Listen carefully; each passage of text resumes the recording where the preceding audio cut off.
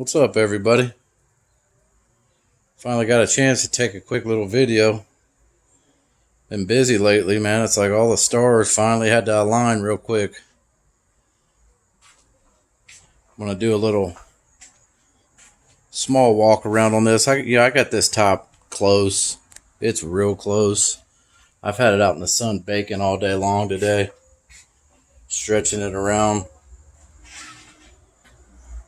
to where it's starting to look pretty good. Still got some wrinkles right there, but I think for the most part it'll iron itself out. Like you can see, like right there where they sewn both of them seams together, I had a lot of wrinkles, but I've got the majority of them worked out to where the top it's got real nice tension in the center. And like I said, I've had it out in the sun all day long today, just more or less trying to stretch it out, trying to make it look pretty nice and good and tight. And it's nice and tight. Like when you get it down, it's about maybe 1.5 inches away from the front windshield post, where you got to pull it the rest of the way and clamp it down. And that's how you want it, or at least that's how I read that you want it to be like that. And then they said once you get it fitting real good where you want it, to leave it latched for like 2 or 3 weeks and just let it stretch to the body of the car. So that's what I've been doing. But the center of it's like a drum, it's nice and tight, and you want that so when it's going down the road, it's not like just whipping in the wind, just bouncing up and down. But for my first top job, I mean, I like to do stuff myself, but to be perfectly honest with you, I would give you the thumbs up if it's something you want to do, to try it, because you'll be able to get it.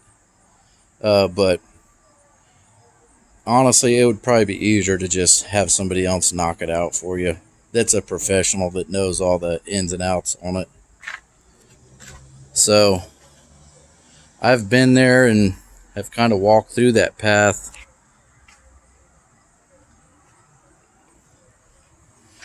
So you can see still a few more wrinkles, but a lot of them have come out today since it's been out in the sun. It's starting to really look good on there. And then another thing, some of the like Camaros and Chevelles and Impalas, they might have a different tack strip, but on these Tri-5s specifically, 55, 56, 57 Chevy, they've got a big tack strip that goes along the back, and they got small pieces on each side.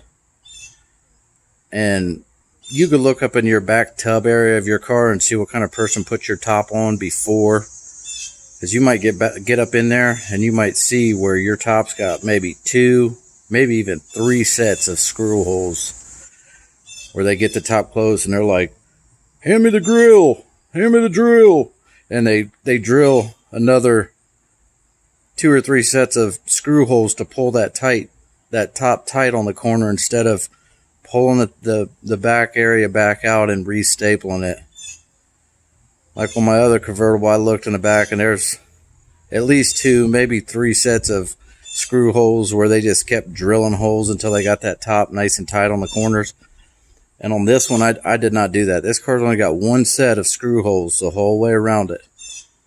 So I just had to keep going and going and going until I got it. And it's real close. You can still see that wrinkle right there looking at us. And I could fix that, but I feel like I've been through hell putting this top on. I mean, this is no easy job here at all. I mean, you will pull your hair out of your head trying to get this top to fit on there right.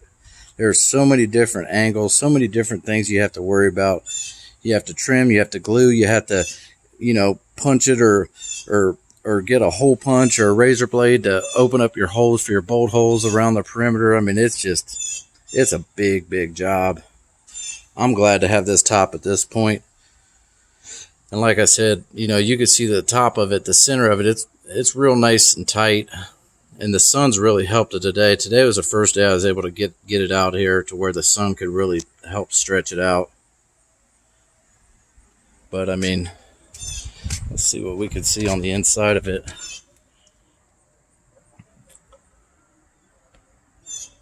I might have to get a lint roller or something because it's got a lot of lint up there just from moving it around, but it's fitting in there really good. And it kind of changed the demeanor of the interior. It made the dash, like, that's original Gypsy Red for a 55 Chevy.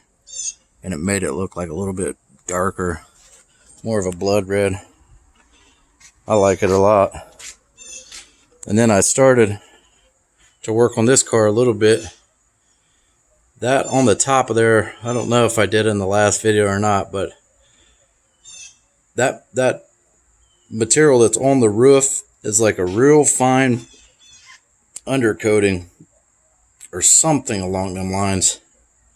And I mean, I could probably use stripper or something like that to try to loosen it up, but the bad thing about stripper is, and it gets in all the little nooks and crannies, it gets inside areas you don't want, and it just really makes a mess. So what I've been doing is I've got like a wire wheel and then even a bigger wire wheel that goes on a grinder. But I found my little small wire wheel will actually go across that and just fling that stuff right off there to where it gets down to pretty good metal. And you can see I started priming it, and the only color primer that I know is available. And man, I got to tell you, that roof is mint underneath that undercoating. So the only thing I could think of, back in late 60s, early 70s, it was really popular to put vinyl tops on cars. And since a Nomad has all them ribs in the roof, that probably is what stopped them from putting a vinyl top on the car. And when it was done, it probably had a real similar texture when it was first done to a vinyl top. But whatever the case is, when they put that undercoating on the roof of the car, I mean, it saved that roof of that car, that drip rails, everything. When I got it wire wheeled down, I mean, it was like brand new metal. I could not believe it. So it's going to take some time. Like, just that little area you see primered is probably 4 hours worth of wire wheeling and then sanding with my DA with 80 grit and then prepping it. And then since it's sitting outside, I just got to kind of primer it as I go because I don't want nothing to start rusting, you know, from being bare metal. But so far, what you see primed, them 3 ribs and then part of that B pillar, that's all been down to bare metal. It's been prepped, even down in the drip rail, everything. So that's how I'm going to do it, just piece by piece, try to, you know, a few hours each night when I got good weather. Obviously, if it's raining or something like that, I can't mess with it. But so we're starting on that one, and I'm probably going to take a break on this car, just stuff it in the corner just for right now, because I'm kind of, to be honest, burnt out. That top worked me over real good. I'm glad that it's on there, and I'm happy with the fit of it, but it's definitely time to shove it to the side and start focusing on some other things. Like, I want to find some glass. I thought I had some glass for this car, but I'll show you the pieces. I mean, they're junk. Here's one piece. Look at the fog on it. I mean, this piece is going straight in the trash can. Look at the fog on it. That thing's junk. And then here's another piece of slider glass, and you can see big crack in it, and then the corner's chipped off. So them ain't gonna work. Them are junk. So anyways, I gotta find some glass for it, and I gotta find time to drive this car. I felt a little bit bad saying it, but this car has sat right here in this spot in the garage for probably a month and a half, and I haven't even started it up. You can see the cord hanging down. That's just keeping the battery charged. I know it would fire up, but sometimes in the summertime you get good weeks where you can kind of mess with some of your small projects, and then other times in the summertime, I mean, you just get your ass handed to you. You cannot stop. There's so much going on. So maybe here this week, hopefully before the weekend, I'll be able to get that car, at least drive around the block or something. Get it back out there. You know, you let them sit, the brakes start going down. It's a bad deal for them, but you got to have time to enjoy them, you know. So anyways, hope everything's going good for you guys.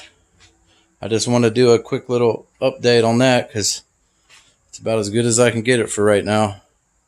We'll let it stretch around and kind of fit the body, and then I'll work a few of them wrinkles out by the back window. But other than that, it's about as good as she's going to get around here, which I'm fine with it. I'm happy with it. Oh yeah, one last thing. These are all stickers off of my Nomad I had a while ago. It was a 55 race car, but my one buddy Chris, boom, give him a little shout out. Ironhead Garage. Blends right in. I got more room on some of them shelves, so if you guys got stickers, you can send them to me. So anyways, tell me what you guys think about the top on that car. I hope I showed enough of it for you to get a good idea, but I mean, look at the top in the center. I mean, it's real nice and tight, and that keeps it from flapping going down the road. Like, comment, subscribe. I'll catch you guys on the next video.